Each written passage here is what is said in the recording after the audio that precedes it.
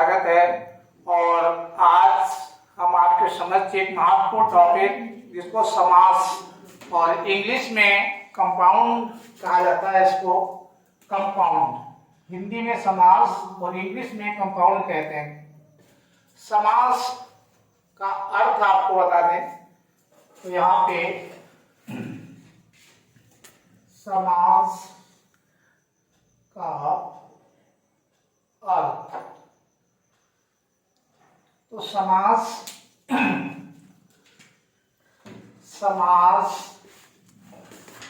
का अर्थ होता है, समास का अर्थ होता है किसी कथन को छोटा करना,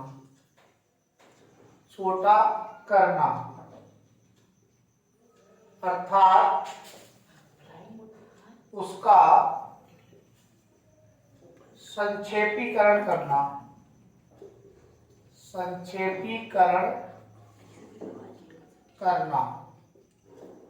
देखिए बहुत सिंपल है।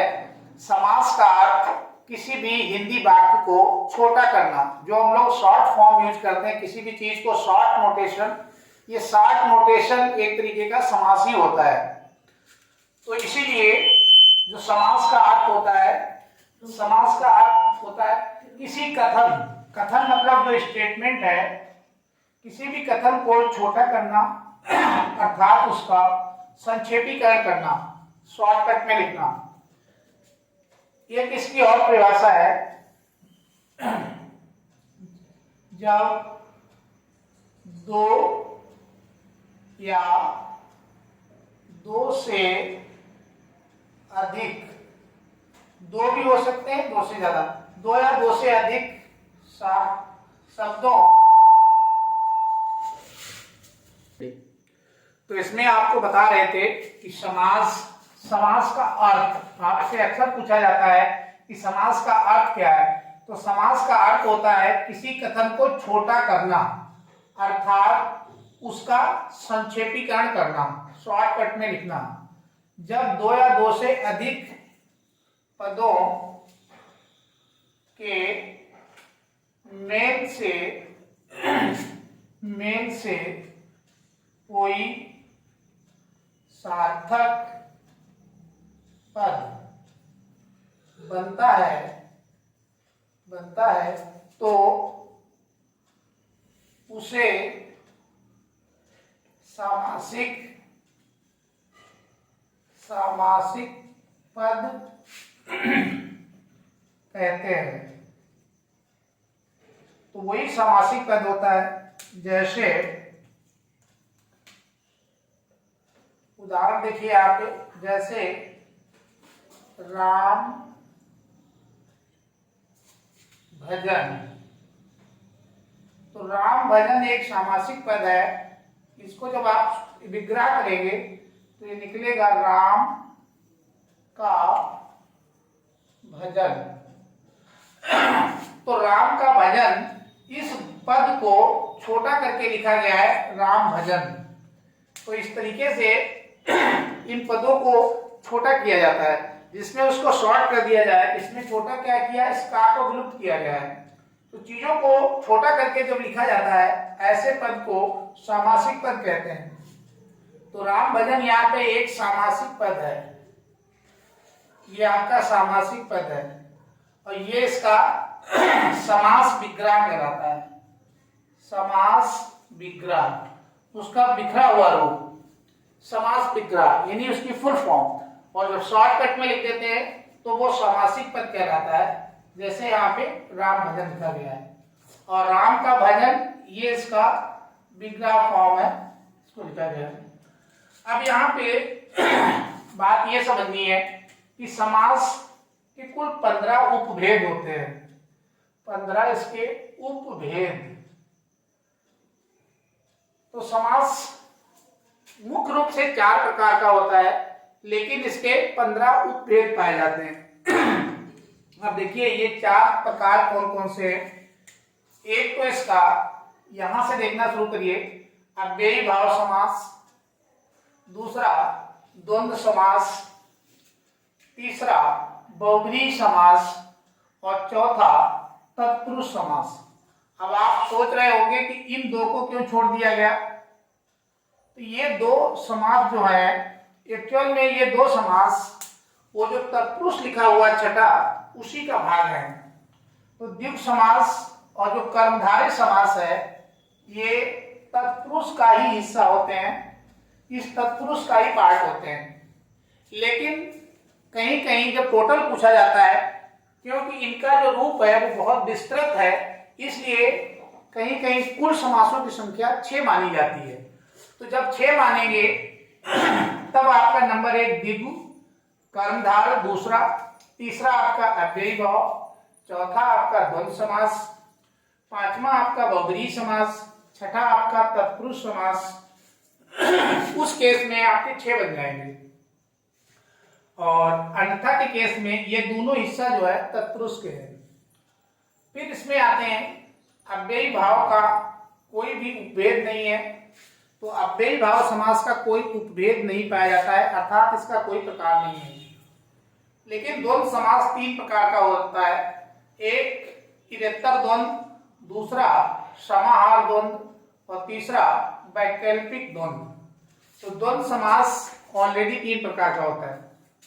बहुब्रीहि समास में बात करें तो बहुब्रीहि समास में ये 4 प्रकार का है।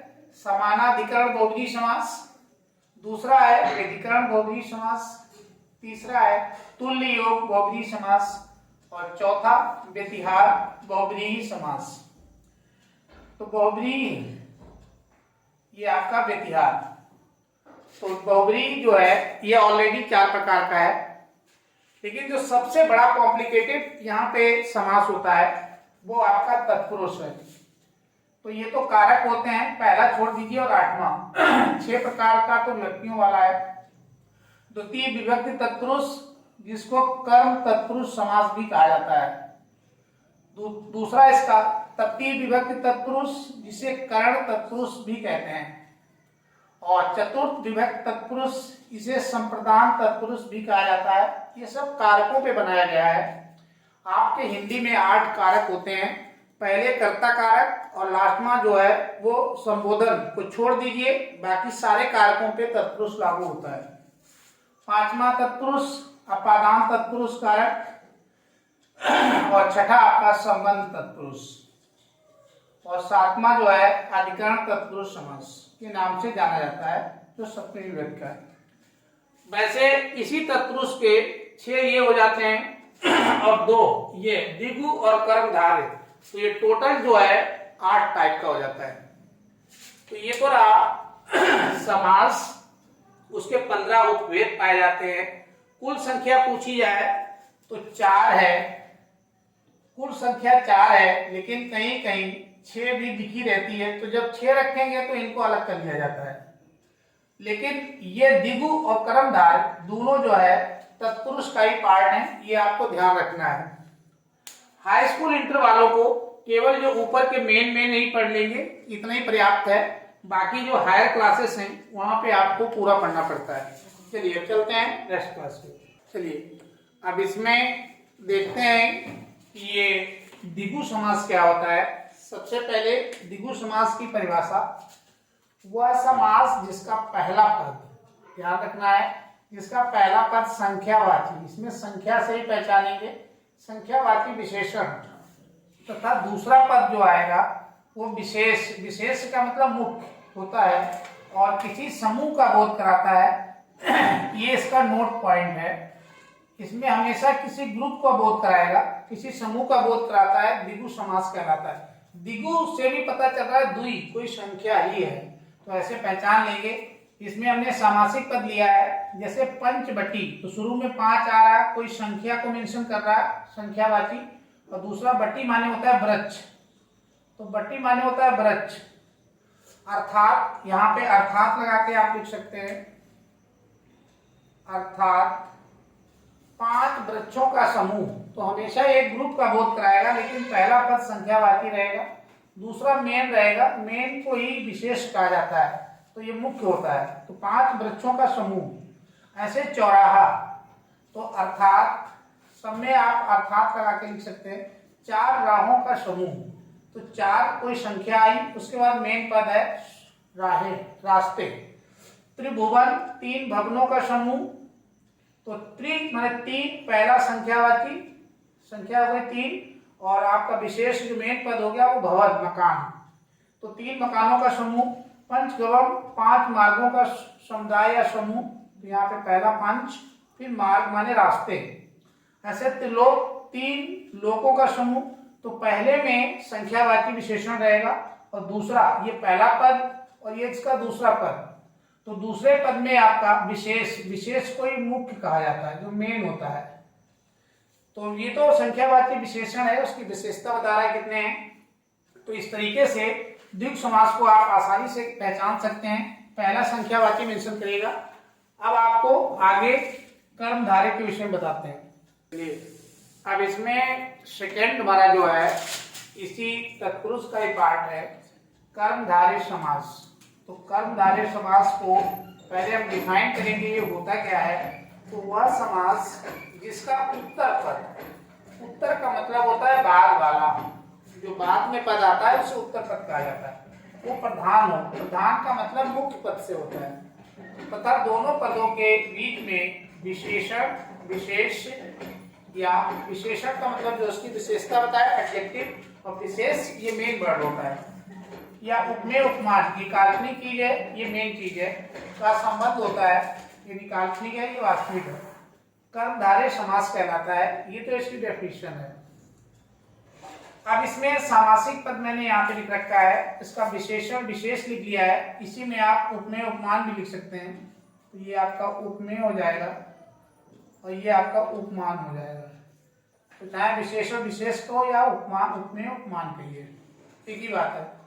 अब देखिए पहला जैसे ये समास विग्रह है, उसका बिखरा हुआ रूप, क्योंकि समास का मतलब ही होता है सामासिक पद होगा तो उसे छोटा किया गया होगा, तो जब विग्रह करेंगे तो वही चीज बिखर जाती है।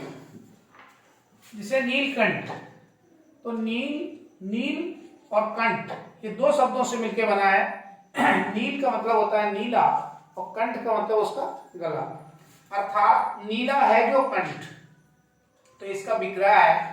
तो इतना सा न कह करके इसको शॉर्टकट में नीलकंठ कह दिया जाता है, तो सामासिक पद मतलब उसको छोटा कर दिया जाता है। ऐसे ही सद्धर्म, सत प्लस धर्म 2 शब्दों से मिलकर बना है। देखिए ये विशेषता बता रहा है और ये आपका विशेष मेन है। कंठ की बात की जा रही है, लेकिन कंठ कैसा है उसकी विशेषता है कि वो नीला है।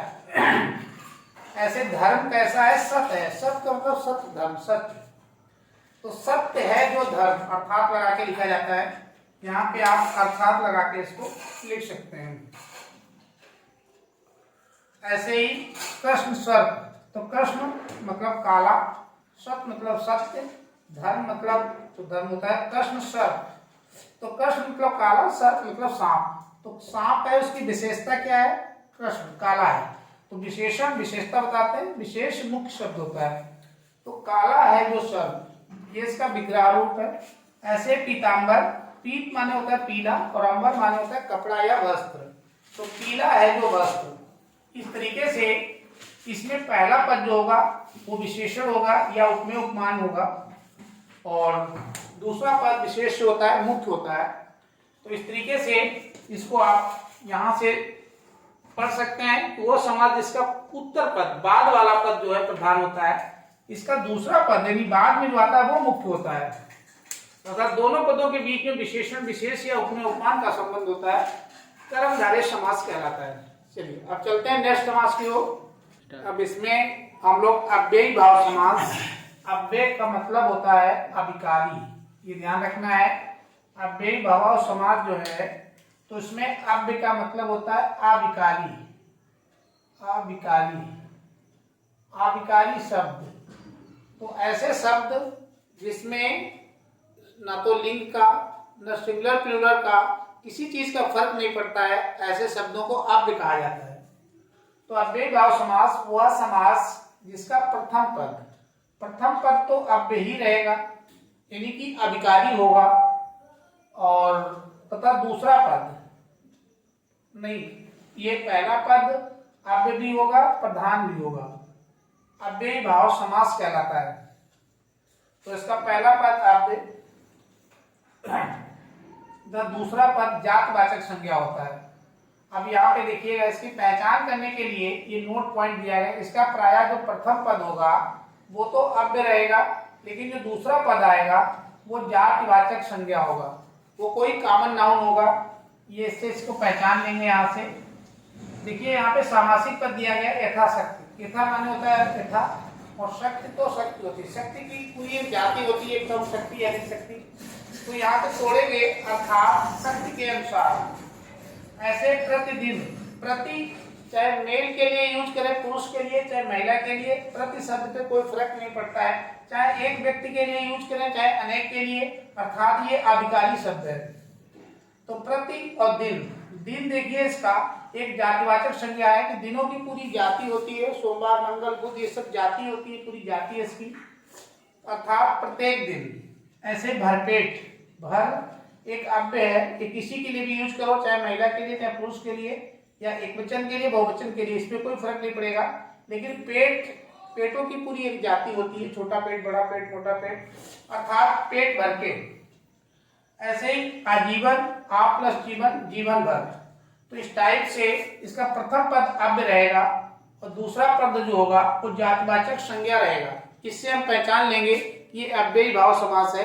और अव्यय का मतलब होता है आविकारी, जिसमें ना तो आपका सिंगुलर प्लूरल का और ना ही आपका लिंग यानी कि पुरुष और महिला, इसका मेल फीमेल का कोई फर्क पड़े, ऐसे शब्दों को अव्यय कहा जाता है। और उसी पे ये बनाया गया है अव्ययी भाव समास। चलिए अब चलते हैं नेक्स्ट समास की ओर। स्टार्ट। अब इसमें द्वंद्व समास को जानेंगे। द्वंद्व समास सभी समासों में सबसे आसान होता है, अर्थात एक ऐसा समास, द्वंद्व समास चौथे नंबर पे, वह समास जिसके दोनों पद प्रधान हैं। दोनों पद प्रधान का मतलब दोनों बराबर वैल्यू रखते हो, दोनों मुख्य हों, तथा विग्रह करने पर और जो है उसका लोप हो जाए, वो वहां से हट जाता है। छोटा करने के लिए और कोई शब्द नहीं रह जाता है, केवल और होता है, इसी को हटा के उसे छोटा किया जाता है। तो जब किसी चीज को छोटा करना, संक्षेपीकरण करना ही समास है, तो इसमें केवल इतना हटता है, द्वंद्व समास कहलाता है। तो इसी का लोप होता है, लोप मतलब गायब हो जाता है, जहां से गायब होगा वहां ऐसे स्लैश का निशान ये पाया जाता है। अब जैसे सामासिक पद है माता पिता, तो ये जो निशान लगा है ये और शब्द का लोप किया गया है, और शब्द का लोप हुआ है, अर्थात माता और पिता, ये देखिए वही शब्द आ गया। पिता पुत्र, अर्थात पिता और पुत्र, भाई बहन, अर्थात भाई और बहन दोनों मेन है, कोई यहाँ कम ज्यादा नहीं। राम कृष्ण, अर्थात राम और कृष्ण, रोटी पानी, अर्थात रोटी और पानी, तो दोनों की बराबर बराबर जो वैल्यू हो, द्वंद्व हो, द्वंद्व मतलब दोनों में द्वंद्व युक्त चले, बराबरी हो, तो वहां पे केवल और शब्द का ही विलोपन होता है। और जो और शब्द का विलोपन होता है वो इस डैश के माध्यम से दिखाई पड़ता है। ऐसे समास को द्वंद्व समास कहते हैं। चलिए हम लोग स्टार्ट करते हैं बहुब्रीहि समास। ये कर्मधारय से काफी मिलता जुलता है, लेकिन ये ध्यान रखिएगा जब कर्मधारय का ऑप्शन दिया जाता है तो बहुब्रीहि का नहीं दिया जाता है, और जो बहुब्रीहि का दिया जाएगा तो कर्मधारय का नहीं दिया जाएगा, इसलिए टेंशन लेने की यहाँ पे आवश्यकता नहीं है। बस आप अपने कॉन्सेप्ट को पकड़िए। बहुब्रीहि, बहु का मतलब होता है बाहरी, कोई बाहरी अर्थात तीसरा पद। तो वह समास जिसके दोनों पदों में से कोई पद प्रधान ना हो बल्कि कोई तीसरा अन्य पद प्रधान हो, बहुब्रीहि समास कहलाता है।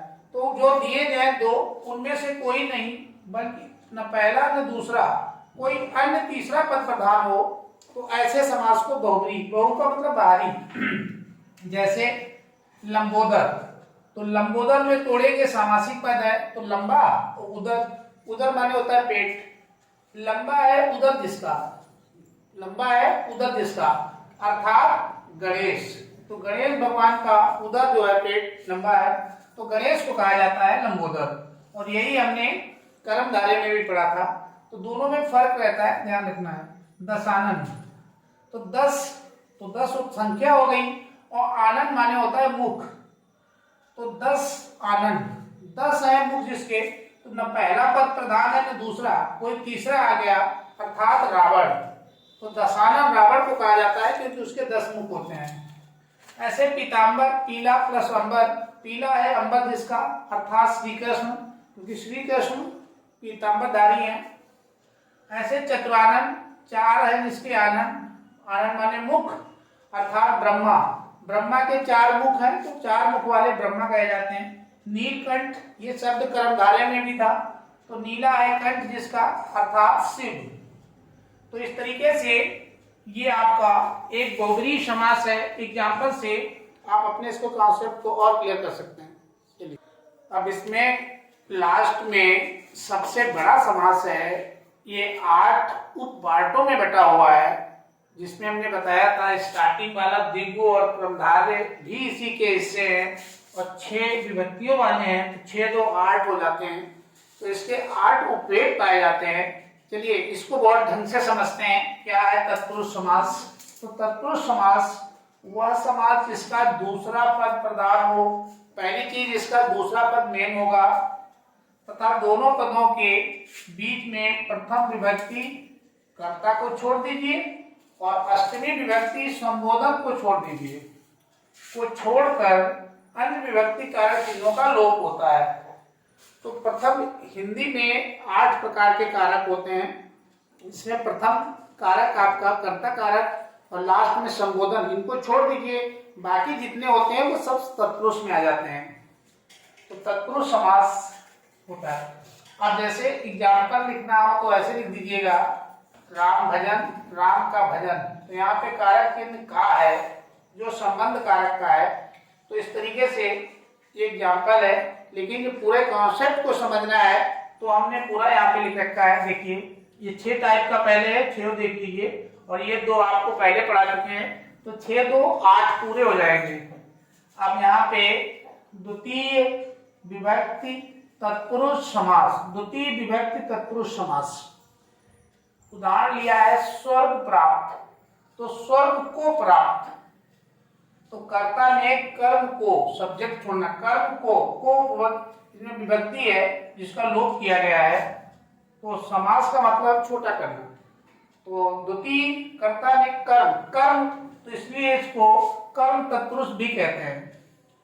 अब दूसरा आएगा जो तृतीय विभक्ति है तत्पुरुष समास, तुलसी कृत, तो तुलसी द्वारा कृत, तो काम करने का साधन या सहारा होता है, तो वो वाला से है ये या द्वारा, तो तुलसी द्वारा लिखित, तुलसी कृत। तो उसके बाद में चतुर्थ में धन लोभ, एक सामासिक पद है, धन के लिए लोभ, तो के लिए ये शब्द आया हुआ है। ऐसे विभक्ति चिन्ह है, कर्ता ने कर्म को कर्ण से, संप्रदान को के लिए, अपादान से संबोधन, तो इस टाइप से। पंचम विभक्ति जाति भ्रष्ट, जाति से भ्रष्ट, तो ये से और ये से साधन के रूप में यूज होता है, जबकि ये से जो है अलग होने के अर्थ में प्रयोग किया जाता है। षष्ठी विभक्ति राजपुरुष, राजा का पुरुष, तो काकी केरे ये संबंध कारक हैं, इनको हटाया जाता है। और सप्तम जो होता है विभक्ति तत्पुरुष, जिसको जल मग्न, तो जल में मग्न, तो में या पर अधिकरण में आता है, किसी के अधिकार क्षेत्र में होना, अधिकरण समास में काउंट किया जाता है। तो उसमें 6 तो ये होते हैं, जिसको द्वितीय विभक्ति तत्पुरुष को आपका जो है कर्म तत्पुरुष भी कहा जाता है, और जो तृतीय वाला होता है इसे करण तत्पुरुष भी कहते हैं। और चतुर्थ वाले में फिर उसके लिए संबोध, संप्रदान, अपादान, इस टाइप से नामों से इसको जाना जाता है। विभक्तियों को याद रखेंगे, कारक में पहला छोड़ दीजिए, आठवां छोड़ दीजिए, बाकी सब तत्पुरुष में आता है। चलिए इसी के साथ में समास को हाई स्कूल इंटर लेवल तक के लिए तो समाप्त करते हैं। कंपटीशन के लिए जो पार्ट्स थे उनको भी इंक्लूड किया जाता है। Thank you for watching.